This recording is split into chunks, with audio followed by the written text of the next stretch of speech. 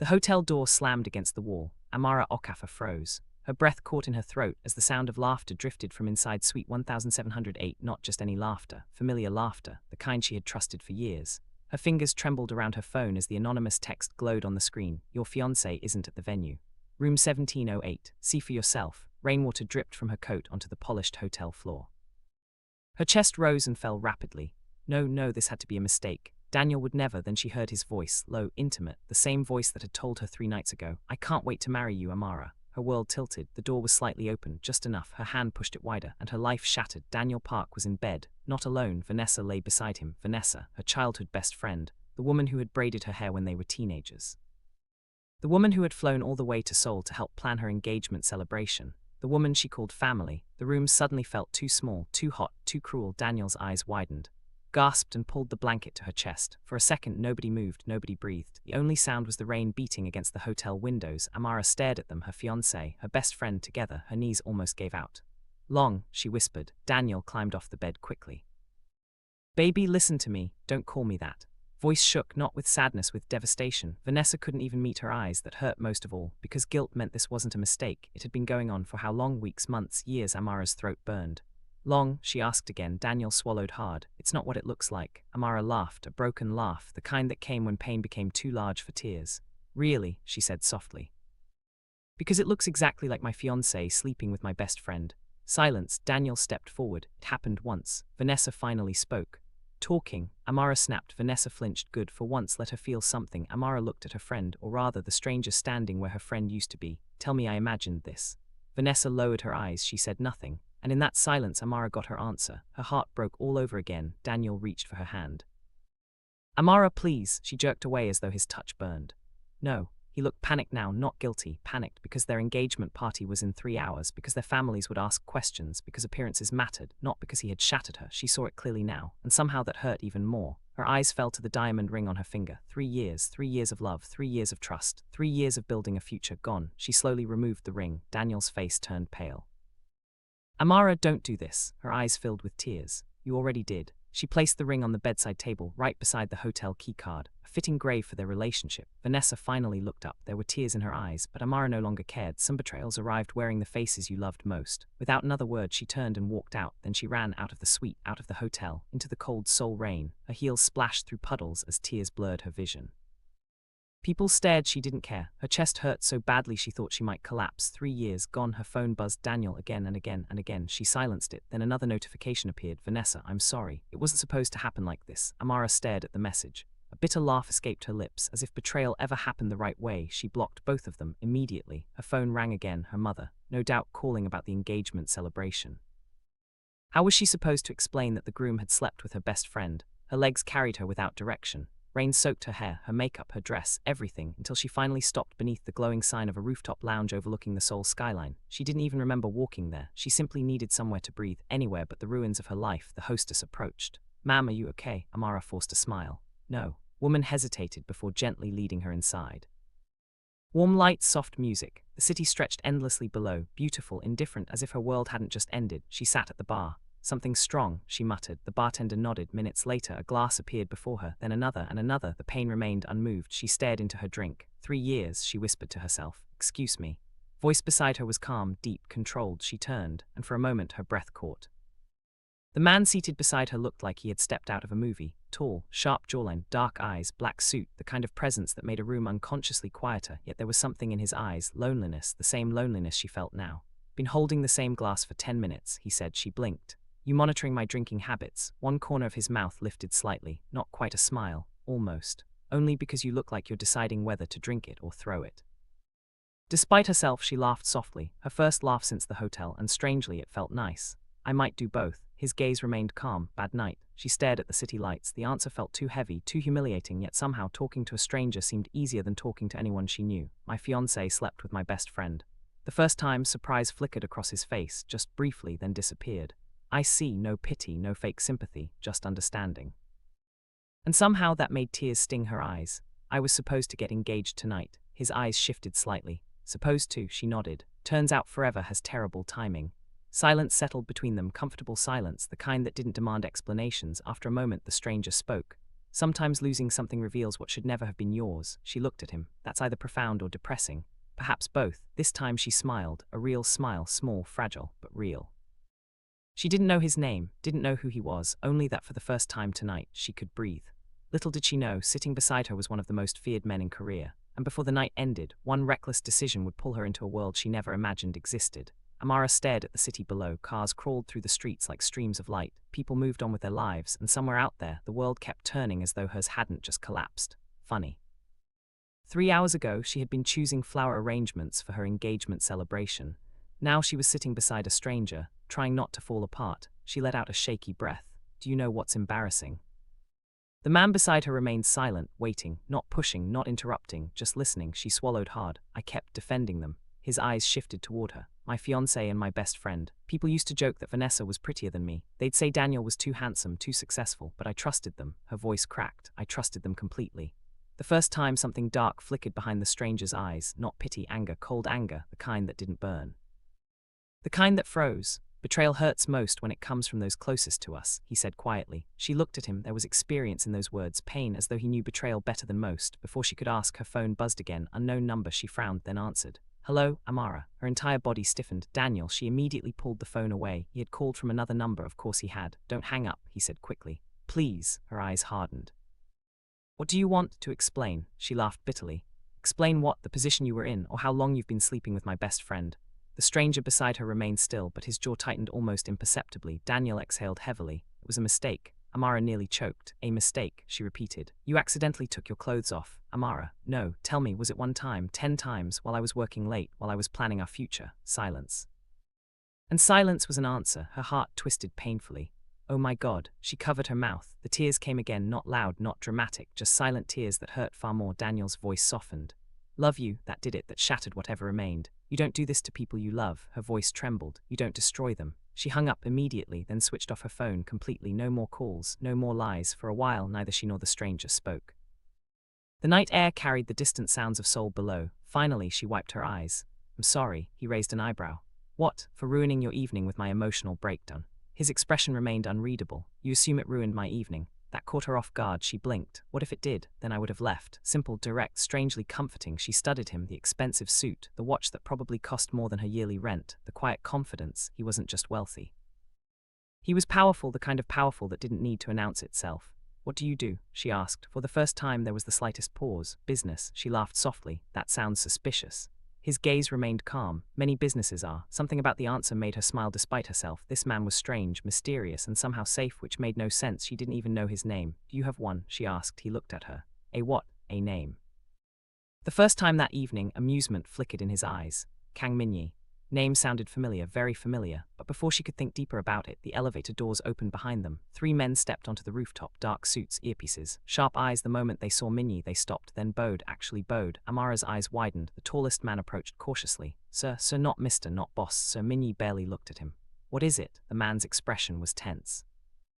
We need to leave. His tone changed slightly. Urgent. Min-Jae's eyes narrowed. Report. Man glanced at Amara before lowering his voice. There has been movement.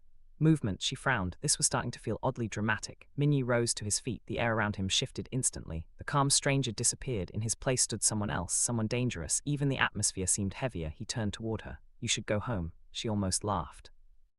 Home to what home? The apartment filled with memories of Daniel, the future that no longer existed. She shook her head. I don't think I can. A brief moment, his expression softened, almost imperceptibly. Then the rooftop doors burst open.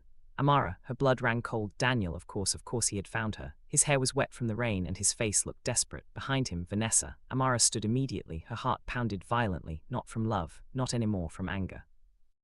Pure anger. Daniel hurried forward. Amara, please listen to me. She stepped back. No. Vanessa's eyes were red from crying. Amara, I'm sorry. Words hit her like gasoline on fire. Sorry, her voice rose. Sorry. People nearby turned to watch. She didn't care. 3 years of pain poured out at once. You sat at my table. You laughed with me. You helped me choose my engagement dress. Vanessa burst into tears. It wasn't planned. Stop lying. The rooftop went silent. Even the music seemed quieter. Amara's chest rose and fell rapidly. Daniel reached for her. She moved away instantly. Touch me, please, Daniel begged. Let's talk privately. She stared at him in disbelief. Privately, after humiliating her publicly? No, no more. Then Daniel's eyes shifted toward Min-Jae. His expression changed. Confusion, recognition, and then fear, real fear. Daniel suddenly went pale. Amara noticed immediately. swallowed hard, his voice dropped. Do you know who that is? She frowned. What are you talking about? Daniel stared at Min-Jae as if he'd seen a ghost. Vanessa followed his gaze, her face drained of color too. The reaction was immediate and terrifying. Amara slowly turned toward the stranger. Min-Jae stood calmly, hands in his pockets, expression unreadable. Daniel's voice shook. Amara, step away from him. Her brows furrowed. Why, who exactly was this? Anyone could answer. Daniel grabbed her arm, instinctively, possessively. Wrong move. Everything changed in a heartbeat. The suited men moved instantly. 1 second they stood several feet away. The next, Daniel was pinned against the floor. A knife gleamed under the rooftop lights. Gasps erupted around them. Vanessa screamed. Amara's eyes widened in horror. What are you doing? The entire rooftop froze. The man holding Daniel looked toward Min-Jae, waiting, not acting, waiting for permission, because clearly he answered to only one person. Min-Jae's expression remained cold, completely emotionless. The man pinned to the floor was an ordinary sight. The realization sent chills down her spine. Who was this man? Min-Jae's voice was quiet, deadly quiet. Release him.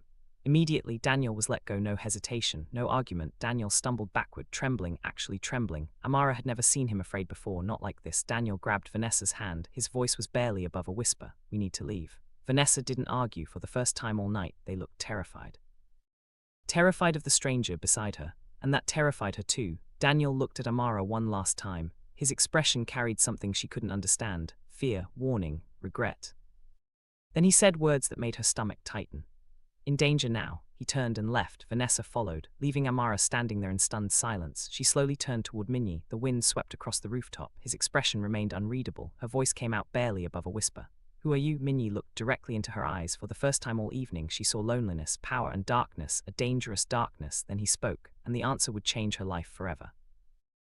Min-Jae held her gaze for several seconds. The city lights reflected in his dark eyes, but there was no warmth in them now, only distance, the kind of distance built from years of secrets. Someone you should stay away from, he said quietly. Amara blinked. That was it. After the way Daniel had reacted, after armed men had pinned him to the floor in seconds, she folded her arms. No, you don't get to say something like that and leave. One of the suited men shifted uncomfortably. Clearly, people weren't used to questioning Kang Min-Jae, but Amara wasn't people. She was a woman whose life had exploded in one night. Fear had become a luxury she couldn't afford. You have bodyguards, she said. Men with knives, no reaction. People bow to you, still nothing. My ex-fiancé looked like he'd seen death itself. That finally earned her a response, a faint narrowing of his eyes, not anger, calculation, as though he were deciding how much truth to give her. Miss Okafor, her head snapped up. Never told you my last name. Silence. The rooftop suddenly felt colder. The bodyguards exchanged glances. Min-Jae didn't look surprised, which was somehow worse. Her pulse quickened. Do you know my name? He answered calmly. Make it a habit to know the people around me. That wasn't an answer, it was avoidance, and she knew it. Before she could press further, one of his men stepped forward. So we should leave immediately. Immediately, not soon, not eventually. Immediately, the word lingered in her mind. Min-Jae looked at her one last time. You should go home tonight. She almost laughed, the bitter kind. Home. Everyone kept saying that word as though she still had one. My fiancé lives there. The words came out sharper than she intended. His expression shifted slightly, not pity, understanding, dangerously understanding. Then he did something unexpected. He removed his suit jacket and handed it to her. She stared at it, expensive, immaculate, still warm. It's cold, he said simply. She looked up. Why are you being kind to me? The question escaped before she could stop it. People had lied to her all day, people she'd loved, people she'd trusted, and now a stranger was showing her more kindness than those closest to her ever had. Min-Jae's gaze softened for the briefest moment. Because I know what betrayal feels like. Answer hit harder than she expected. Before she could respond, he turned and walked away. The men followed instantly, no hesitation. No delay, as though entire worlds moved when he did. The elevator doors closed, and just like that, he was gone. Amara stood alone beneath the Seoul skyline, holding the jacket of a man she knew absolutely nothing about, except that powerful men feared him, very powerful men, and somehow that thought didn't scare her as much as it should have. The next morning, sunlight streamed through the curtains of Amara's apartment, or what used to be her apartment. She had spent the night crying on the couch. Not in the bedroom, she couldn't. Too many memories, the framed photos, the matching mugs, the wedding brochures, dreams, everywhere she looked, dreams, dead dreams. Her phone remained switched off. She wasn't ready, not for messages, not for apologies, not for explanations. She wrapped herself in a blanket and stared blankly at the ceiling. Then her doorbell rang once, twice, 3 times. Her stomach tightened. Daniel, Vanessa. She slowly approached the door and checked the camera. Her eyes widened. Mina, a co-worker. Relief flooded through her. Amara opened the door. Mina immediately gasped. Oh my God, Amara frowned. What? Mina held up her phone. Tell me this isn't you. Her chest tightened. The screen showed a photo. No, not just a photo. Her blood froze. It was the rooftop, the kiss, her kissing Min-Jae, captured perfectly, clear enough to recognize both faces. The headline beneath nearly stopped her heart. Mystery woman spotted with black tiger leader Kang Min-Jae. Amara stared. Once, twice, 3 times. Her brain refused to process it. Black Tiger leader, her voice came out faint. What is Black Tiger? Mina's eyes nearly popped out of their sockets. You don't know? Amara slowly shook her head. Mina lowered her voice immediately, as in the Black Tiger syndicate. Still nothing, then Mina whispered words that made her blood run cold. Korean Mafia. World stopped. Mafia, no, that was impossible. This was real life, not a movie. She grabbed the phone. Her eyes scanned the article. Kang Min-Jae, the elusive leader of the Black Tiger syndicate, was photographed in public with an unidentified woman late last night. This marks the first time in years the notoriously private businessman has been seen in intimate contact with anyone. Businessman, Mafia boss, the same man. Her breathing quickened. No, the stranger from the rooftop, the calm man who listened to her cry, the man who gave her his jacket, the man she'd kissed. Her knees weakened. Mina caught her. Amara, she barely heard her. Mafia boss, she kissed a mafia boss. Her mind flashed back, the bodyguards, the fear in Daniel's eyes, the knives, the bowing, everything suddenly made sense, and somehow that terrified her even more. Mina looked nervous. There is more. How could there be more? Mina hesitated before showing another screen. Social media had exploded. Thousands of comments, speculation, theories. Some called her lucky, others called her doomed. One comment caught her attention. Anyone close to Kang Min-Jae becomes a target. Her stomach twisted. Target for whom? Before she could ask, a loud crash echoed from outside. Both women jumped, then another, voices shouting. Amara rushed to the window, her eyes widened. 2 black SUVs had stopped outside her building. Men in suits stepped out, not 1, not 2, at least 8. Residents watched nervously. Some pulled out their phones. Her heart pounded. No, please no. The building entrance opened. Footsteps echoed through the hallway, heavy. Purposeful, then a knock, 3 firm knocks. Mina grabbed her arm. Open it. Amara's pulse thundered. Another knock, then a familiar voice, deep, calm, controlled. Kang Min-Jae requests a conversation. Requests, not demands, but somehow it sounded even more dangerous. Amara swallowed hard. This couldn't be happening. Yesterday she was planning a wedding. Today the Korean Mafia was at her door. She approached cautiously. Every instinct screamed at her not to open it. Yet curiosity, dangerous curiosity, pulled her forward. She opened the door slightly. One of the suited men bowed respectfully. His expression was unreadable. Miss Okafor, her voice trembled. What do you want? The man spoke with practiced calm. Sir asked us to escort you. Escort, not kidnap. Escort, as though there was a difference. She tightened her grip on the door. Escort me where? The man answered immediately. To safety. Her brows furrowed. Safety from what? The hallway fell silent. The man's expression hardened slightly. Then he said words that sent ice through her veins. Already being hunted. At that exact moment, her phone buzzed for the first time since last night. Unknown number. Hands shaking, she opened the message. Attached was a photograph of her, taken this morning, outside her apartment building. Someone had been watching her. Beneath it were 6 chilling words. Stay away from Kang Min-Jae, or die. Amara's hands went numb. Her phone nearly slipped from her fingers. The photograph had been taken that morning. She recognized the coffee stand across the street, the angle, the timing. Someone had been watching her, watching, not following, not searching, watching. Her breathing became uneven. Mana grabbed the phone from her trembling hand. The culk drained from her face. Oh my God. Message remained on the screen. Stay away from Kang Min-Jae, or die. The hallway suddenly felt too small, too quiet, too dangerous. Amara slowly looked up at the men standing outside her apartment. None of them seemed surprised, not even slightly. Her heart sank. Yanyu, bodyguard, lowered his head respectfully. Yes, Miss Okafor, she stared. Yesterday she had been worrying about table decorations and wedding kulkas. Today strangers were threatening to kill her, because of a kiss, one stupid, reckless, heartbroken kiss. Mana looked horrified. Amara, called the police. Bodyguard's expression remained neutral. Police will not be enough. That sentence chilled her more than the threat itself. Not pnuff. What kind of people was she dealing with? Her voice trembled. Her sent thus. This man answered carefully. We are investigating. Investigatung.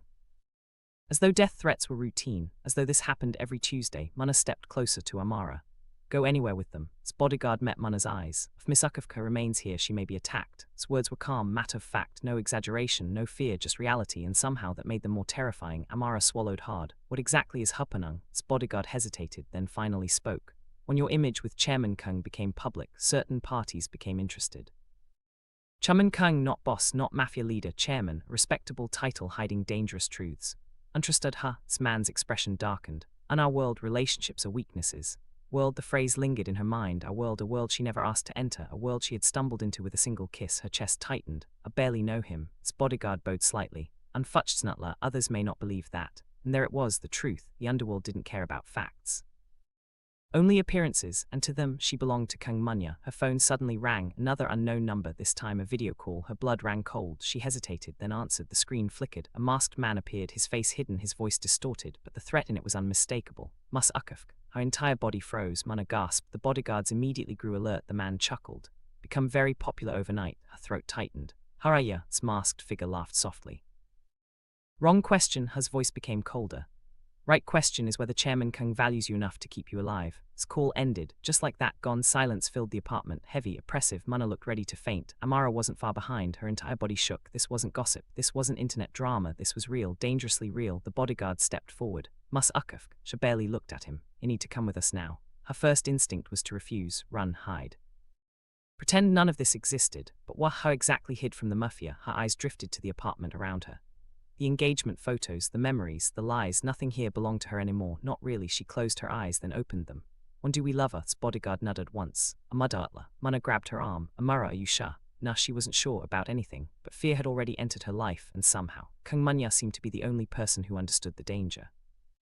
That thought should have terrified her. Instead, it brought an unsettling sense of safety. She hated that, absolutely hated it. 20 minutes later, Amara sat inside a black SUV. 2 bodyguards occupied the front seats. The city moved past the window. Seoul looked the same, normal, busy, beautiful, yet beneath it existed another world. A hidden world of syndicates and power, and somehow she had become part of it. Her phone remained silent. No messages from Daniel, no calls from Vanessa, nothing. Strange, yesterday they had desperately wanted to explain. Today, silence. The thought unsettled her. The drive continued, until suddenly the lead vehicle ahead swerved violently. Tires screeched, her eyes widened. What happened? Then came the sound, gunfire, sharp, loud, terrifying, bung, bung, bung. Her scream caught in her throat. The windshield of the SUV ahead exploded. Glass scattered across the road. The driver cursed. Its words slammed into her like ice water. More shots rang out. People screamed outside. Cars swerved. Chaos erupted instantly. The bodyguard in front spoke into an earpiece. Pratuk the Pech. Was she the Pech? Her chest tightened. A motorcycle sped alongside them. The rider wore black helmet, hidden face. Then the rider raised a gun directly at her window. Her blood froze. Time slowed. The trigger pulled. Krecht's bullet struck the glass. It didn't shatter. Bulletproof. Her breathing became frantic. This wasn't a nightmare. This was happening. The driver accelerated. The SUV roared forward. Another motorcycle appeared. Then another. 3 total. All armed. All targeting her. Well, because of one cuss. No, there had to be more. There had to be. The bodyguard turned to her. His calm expression was gone. Musakov, stay done. She ducked instinctively. Gunfire echoed around them. Her hands covered her head. Tears streamed down her face. She had never been so afraid. Never. The SUV turned sharply. One motorcycle lost control, crashed. Sparks flew. But the others kept coming, relentless, like hunters chasing prey. Then black vehicles appeared from another street, 5 of them, fast, precise, organized. The attackers immediately reacted. Fear, actual fear. One bodyguard's voice changed instantly. Relief. Chairman Kang has arrived. Her heart skipped over before she could process it. A black sedan slid across the road ahead. Its door opened and he stepped out. Kang Min-Jae. The city seemed to pause. He wore a black coat. No panic, no fear, only calm, deadly calm.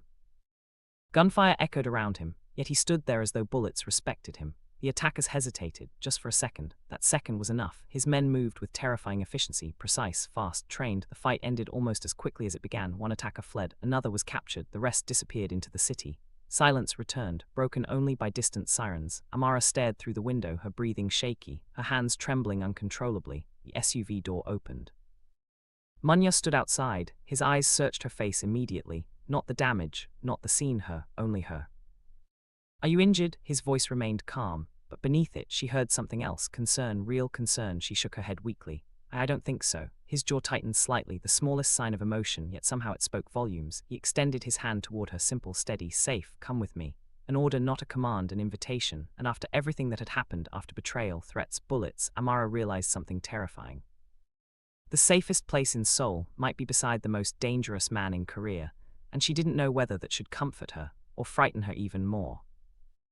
The estate's front gate stood open. Security vehicles lined the driveway. Men with weapons moved with controlled urgency. No one spoke loudly, no one panicked, but the tension in the air was suffocating. Amara walked quickly beside Min-Jae, struggling to keep up with his long strides. Her heart pounded so hard it hurt. Daniel, whatever he had done, whatever pain he had caused, she never wished this on him. As they approached the gate, she noticed something strange. No ambulance, no police. Only black tiger personnel. Her stomach twisted. Then she saw him. Daniel sat on the ground, his back against the gate pillar. His suit was torn, his lip was split, one eye was swollen. He looked like he'd been beaten badly. Amara gasped. Daniel. His head snapped up. The moment he saw her, relief flooded his face. Amara. He tried to stand. 2 guards instinctively stepped forward. Min-Jae raised a hand. The guards stopped immediately. Daniel staggered to his feet.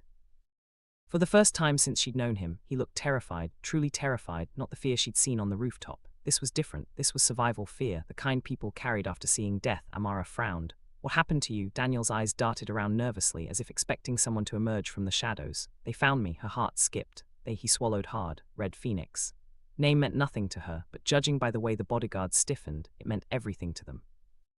Min-Jae's expression remained unreadable. Explain. Just one word, yet even injured and shaking, Daniel obeyed instantly. Amara noticed. Everyone obeyed this man. Everyone. Daniel's breathing was uneven. I made a mistake.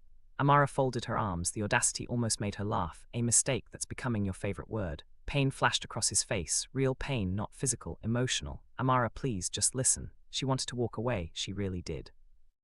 But after everything that had happened, she deserved answers. Daniel looked at Min-Jae, then back at her. His voice dropped. Everything started 6 months ago. 6 months. Amara's chest tightened. 6 months. That meant before the affair, before the engagement, before everything. Daniel closed his eyes briefly. I owed money. Her eyebrows rose. Money. Daniel was successful, or so she'd believed. He gave a bitter laugh. All businesses succeed. The words sounded hollow, practiced, like a man tired of his own lies. Invested in the wrong people. I lost millions. Millions, her mind reeled. How, when, why hadn't he told her? As if reading her thoughts, Daniel lowered his head. My pride wouldn't let me. Amara's voice hardened. So instead you slept with my best friend. He flinched. Good, for once let him feel a fraction of her pain. Daniel shook his head desperately. No, you don't understand. A dark look crossed Min-Jae's face, then explained quickly. Daniel's eyes briefly met Min-Jae's. Fear flickered there. But there was something else too. Shame, deep shame. He took a shaky breath. Red Phoenix approached me. The bodyguards exchanged glances. Even Mysuk, standing nearby, looked troubled. Daniel continued. They knew about my debts. They offered to erase them. Amara's stomach sank. Nothing good ever came after the word offered. What did they want? His answer came immediately. You. Her world stopped her. What? Daniel's eyes filled with guilt. They wanted information. Her confusion deepened. Information about what? I'm an event planner, Min-Jae finally spoke. Just an event planner. She turned toward him. His voice was calm, too calm. People who attend your events include diplomats, CEOs, politicians, foreign investors. Realization hit her slowly. Her clients, high-profile clients, powerful clients. Her business had given Daniel access. Her chest tightened. No, Daniel's silence confirmed it. No, no, no. Tears filled her eyes. You used my work. His face crumpled. I never meant for it to go that far. Her anger exploded. Stop saying that. Everyone fell silent. She stepped closer. Her voice trembled with heartbreak. I loved you. The words echoed across the estate, raw, painful, honest. I trusted you with everything, my home, my dreams, my future. Daniel lowered his head, unable to meet her eyes because there was no defense, none. She laughed bitterly through tears. Vanessa, was she part of this too? Daniel closed his eyes. That was answer enough. Amara felt something inside her break, not her heart, that had shattered already. No, this was different. This was the death of memory. The death of every good moment she'd ever shared with them, all poisoned now, all tainted. Daniel's voice cracked. At first, Vanessa only helped gather information from your clients. At first, the phrase made her sick. At first, as if betrayal evolved like a disease, his shoulders slumped. But then things changed. Amara's chest hurt because she already knew. The affair had become real. Maybe it started as manipulation. But feelings had happened too, and somehow that hurt even more. Min-Jae's eyes narrowed. Red Phoenix attacked her this morning. Daniel nodded quickly. They think she's important to you. Amara stared at Min-Jae. Important. Again that word. Dangerous word. Heavy word. A word she no longer knew how to believe. Daniel suddenly stepped forward. Listen to me carefully. Urgency in his voice made everyone pause. His face had gone pale. Not after her because of the photograph. Air shifted. Even Min-Jae became still. A dangerous stillness. Daniel swallowed hard. After her because of her father. Amara blinked. Her father, her late father. Confusion flooded her. What does my father have to do with this? Daniel's expression grew complicated, afraid, guilty, uncertain, because whatever came next, it was bigger than all of them. My father used to work in international shipping. She frowned. I know that. Her father had passed away 12 years ago. She remembered him as kind, hardworking, always smiling, the best man she'd ever known. Daniel nodded. What you don't know is that 20 years ago, your father saved someone's life. Amara stared. Saved someone's life? What was he talking about? Daniel looked directly at Min-Jae. And for the first time, the feared Mafia boss looked shaken, not visibly, not to anyone else, but Amara noticed, because she'd spent enough time around pain to recognize it. Daniel's voice dropped to barely a whisper. Man your father saved was Kang Min-Jae. Silence, absolute silence. Her breathing stopped. No, that wasn't possible. She slowly turned toward Min-Jae. His face had gone still, too still, the kind of stillness people wore around old wounds, old grief, old debts. Her voice trembled. Is that true? Several seconds passed, then Min-Jae answered. Yes, one word, one truth, and suddenly everything changed. The rooftop, the protection, the way he'd looked at her, the kindness. The strange familiarity. Her father's stories about helping a lost foreign boy years ago during a business trip to Busan. Stories she'd barely remembered. Her knees weakened. All this time there had been a connection, one older than Betrayal, older than Daniel, older than the kiss. Daniel looked devastated. I didn't know at first. The Red Phoenix found out before anyone else. Min-Jae's eyes darkened dangerously. How? Daniel's face turned white, he hesitated, and hesitation around Kang Min-Jae was dangerous, very dangerous. The temperature around them seemed to drop. Min-Jae took one step forward, just one, yet Daniel visibly trembled. Answer me. Before Daniel could speak, a gunshot rang through the air. Crack, everything happened at once. Daniel's eyes widened. A red stain spread across his shirt. Amara screamed. Daniel collapsed. Chaos erupted. Bodyguards drew weapons. Someone shouted. Sniper. Min-Jae moved instantly. He pulled Amara behind him, shielding her with his own body. Her heart slammed against her chest. Daniel lay on the ground, blood pooling beneath him. His shaking hand reached toward her. His lips moved weakly. There was one final secret, one final truth, and whatever Daniel was trying to say, someone was willing to kill to keep it buried. Broke free before anyone could stop her. She dropped to her knees beside him. Blood stained her hands instantly. Too much blood, far too much. Her heart pounded wildly. No, no, no, stay with me. Daniel coughed violently. A streak of red ran down his chin. The shot had hit his shoulder, not the heart. Thank God, not the heart. Around them, chaos exploded. Bodyguards spread out across the estate. Weapons drawn, some scanned rooftops, others moved to secure the perimeter. Find the sniper, lock down the gates. No one enters or leaves. Min-Jae remained standing over them, his eyes sweeping the surrounding hills beyond the estate walls, cold, sharp, lethal, not panicked, focused, the kind of focus that frightened enemies. One guard rushed over. Chairman, the shooter, escaped. Min-Jae's jaw tightened. Find him. Words were quiet, but everyone nearby moved faster. As if failure wasn't an option, Daniel winced in pain. His breathing had become shallow. Amara pressed her trembling hands against the wound. Someone call an ambulance. It's already on its way, Mysuk said gently. Daniel looked up at Amara. His eyes were filled with regret, real regret, the kind that came too late, always too late. Amara, she swallowed hard. After everything, after the betrayal, she hated herself for still caring whether he lived. Perhaps love didn't disappear in a day.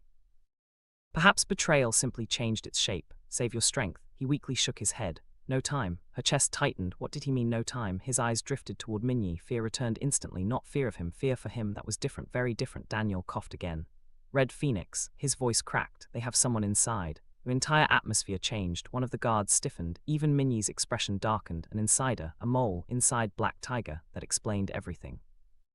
The attack, the threats, the sniper. Someone had been feeding information to the enemy. Min-Jae's voice became dangerously calm. Who? Daniel's breathing grew heavier. He looked terrified, not of dying, of speaking, as if saying the name would sign his death warrant. Amara squeezed his hand. Daniel, tell them. His eyes filled with tears. Tears. She had never seen Daniel cry, never. I'm sorry. Her heart sank. Not again, not another apology. She was tired of apologies. Apologies didn't erase betrayal, didn't erase pain. Didn't erase shattered dreams. Daniel looked directly at her. If I could take it back. Her eyes burned. But you can't. He nodded weakly because she was right. You couldn't undo betrayal. You lived with it or died with it. His gaze shifted again toward Min-Jae, then he finally whispered a name. Director Choi. Gasps erupted. Several bodyguards looked stunned, one even cursed under his breath. Amara frowned. Director Choi, who was that? The answer came from Mysuk. Her face had gone pale. Impossible.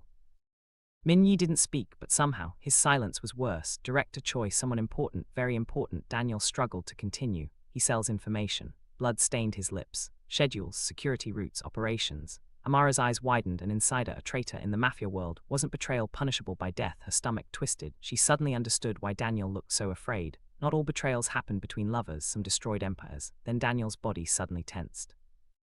Eyes widened, as if he'd remembered something, something terrible. He grabbed Amara's wrist with surprising strength. Vanessa. Her breath caught. Vanessa. What about her? His voice shook. She's in danger. Conflicting emotions hit her instantly. Anger, hurt, bitterness, and beneath all that, concern, because despite everything, Vanessa had once been family, a sister in all but blood. Daniel swallowed painfully.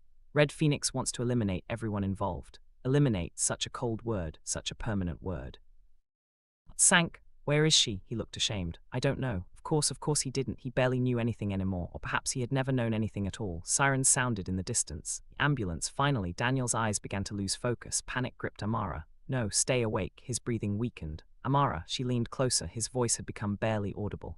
Anonymous text. Her body froze. The text. The message that had exposed the affair. The message that changed everything. Her voice trembled. What about it? His eyes slowly shifted toward Min-Jae, then back to her. It wasn't sent by the enemy. Her breath caught. Then who? Daniel gave a weak laugh, a sad one. Person who sent it. He coughed. Blood, Mori blood. Her panic intensified. Daniel, he forced himself to speak. It came from Black Tiger. World stopped. Her head snapped toward Min-Jae. His expression remained unreadable, too calm. Her heart began to pound. No, no way. Daniel's voice weakened further. He knew. She stared at Min-Jae, the rooftop, the text, the timing, everything. Her voice barely came out. Knew. Silence, dangerous silence. Min-Jae didn't look away, didn't deny it, didn't apologize. Finally he answered. Yes, one word, her chest tightened, her hands trembled. He knew she would discover the betrayal, maybe not the kiss, maybe not everything, but he knew. Her voice rose. You sent me there. His gaze remained steady. I ordered an investigation into Daniel Park months ago. Months, her head spun, months. He was already under suspicion. Words hit like thunder. Daniel had been investigated by the Mafia before she'd even known. Her life suddenly felt like a lie layered upon another lie. Anger surged through her, fresh anger, unexpected anger. You used me. The first time since she'd met him, pain flickered across Min-Jae's face, real pain. I intended for you to learn the truth, she laughed bitterly. Truth, everyone suddenly cared about truth after drowning her in lies. Her eyes filled with tears. Did you know what it would do to me? The question hung heavily in the air. For the first time, Kang Min-Jae had no answer, and somehow that answerless silence told her everything. The ambulance arrived, paramedics rushed toward Daniel, they carefully lifted him onto a stretcher. He looked at Amara one final time, tears filled his eyes. I did love you. Her heart ached, because perhaps he did in his own broken, selfish way, but love without loyalty became destruction. She had learned that now. The stretcher moved away. Daniel disappeared into the ambulance, the doors closed, and with them an entire chapter of her life gone. The estate slowly settled into uneasy silence. The sniper was gone, the traitor remained hidden, the enemy was watching. And somewhere Vanessa might be running for her life. Amara stood there, exhausted, emotionally empty. She slowly turned toward Min-Jae, the man who had protected her, the man who had hidden truths from her, the man who had entered her life through one reckless kiss. Her voice was barely above a whisper. Many secrets are left. For the first time, the feared Mafia boss looked tired, not powerful, not dangerous, just tired. His answer came quietly.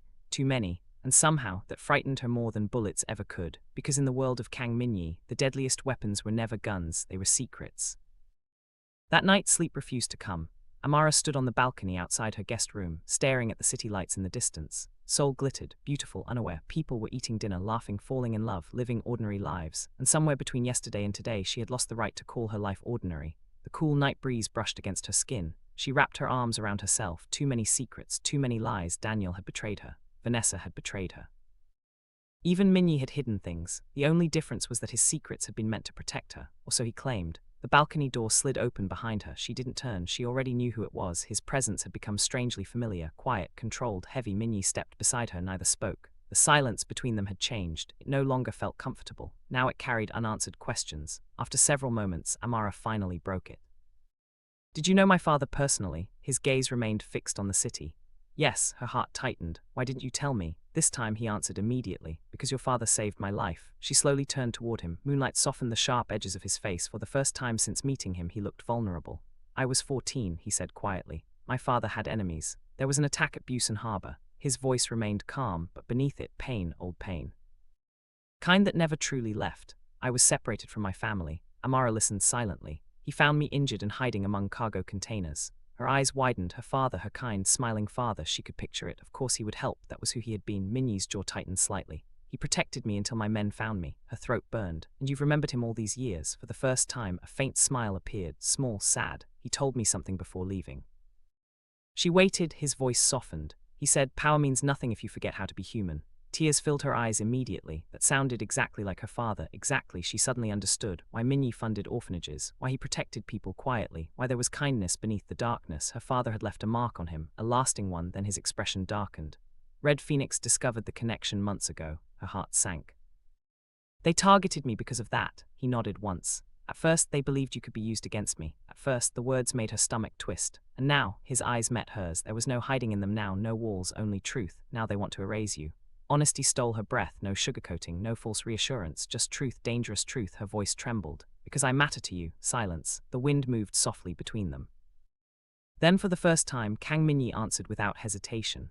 Yes, her heart stopped, not because he said it, because he meant it. She saw it, felt it. The honesty in his eyes frightened her more than lies ever could. Before she could respond, an alarm suddenly echoed through the estate, again louder this time, urgent. Bodyguards burst into motion below. A man rushed onto the balcony, his face pale. Chairman Min-Jae turned instantly. What happened? The bodyguard swallowed hard. Director Choi has fled.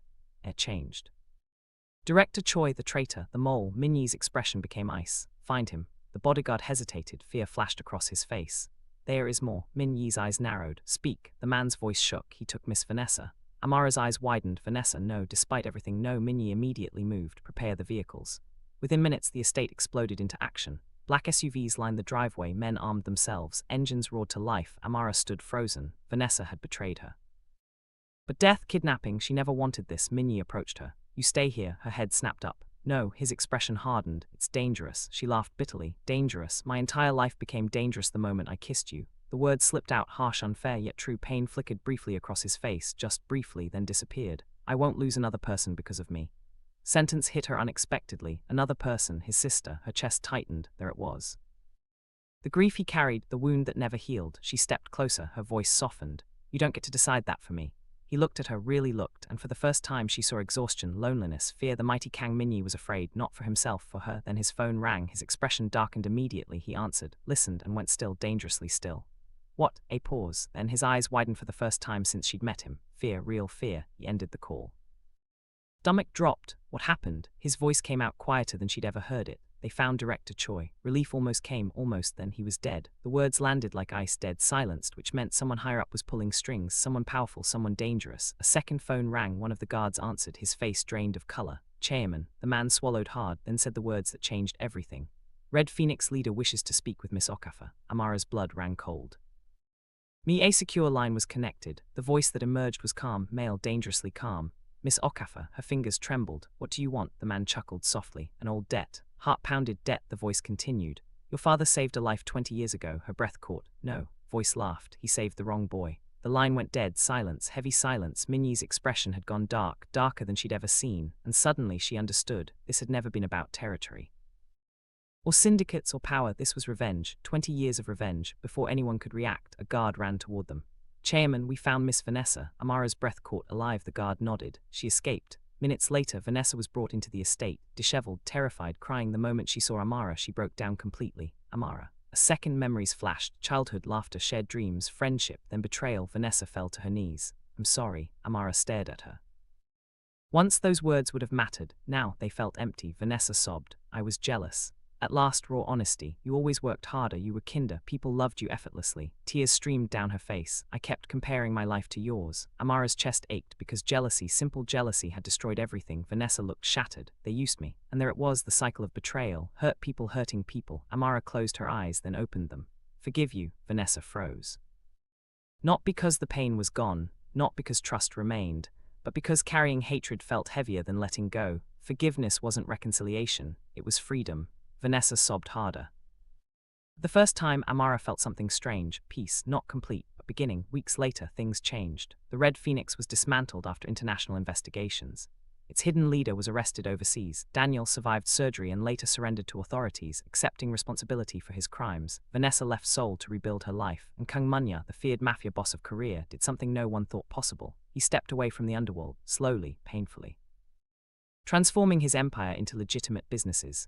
Months later, spring arrived. Cherry blossoms drifted through the air. Amara stood beneath the trees overlooking the Han River, peaceful, beautiful, ordinary, the life she'd once dreamed of. Footsteps approached behind her. She smiled before turning. Min-Jae, no bodyguards, no weapons, just him. Man, not a legend, not a boss, a man. He stopped before her, then slowly knelt. Her breath caught. He held out a ring, not because fate demanded it.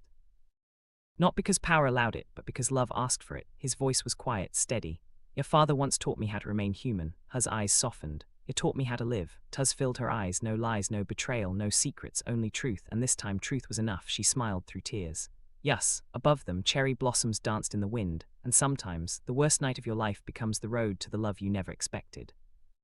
If you enjoyed this story, don't forget to like the video, subscribe to the channel and comment below. Do you believe heartbreak sometimes leads us to the right person?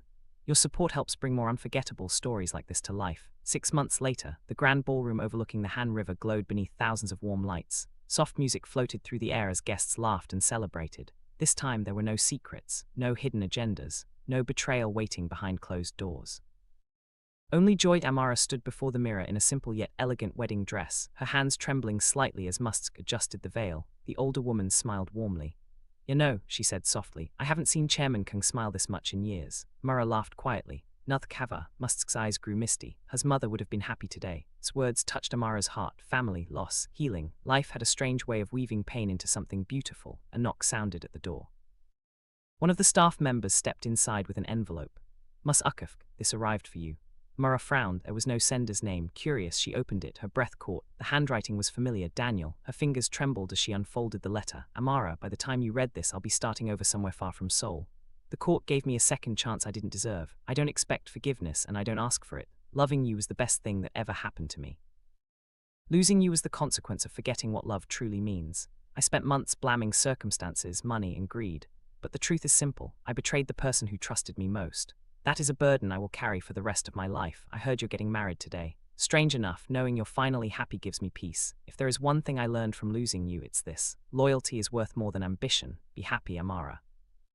Truly happy, Amara slowly folded the letter. No tears came, only quiet acceptance. Some chapters ended with anger, others ended with understanding. She placed the letter back into the envelope and smiled softly. The past had finally become the past. Outside, guests rose to their feet. The music changed. Her cue, the ballroom doors opened. At the end of the aisle stood Kang Min-Jae, not a feared mafia boss, not a legend whispered about in dark corners, just a man waiting for the woman he loved.